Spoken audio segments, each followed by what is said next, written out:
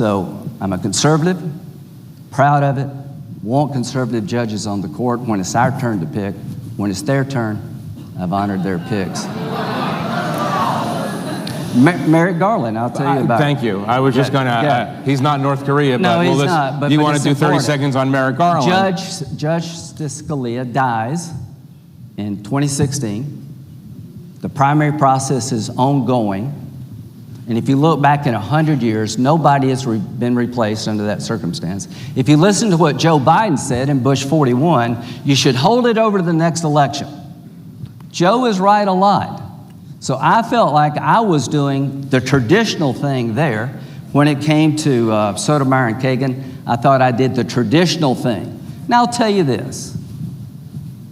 This may make you feel better, but I really don't care. If an opening comes in the last year of President Trump's term and the primary process is started, we'll wait to the next election. And I've got a pretty good chance of being the judiciary. You're on the record.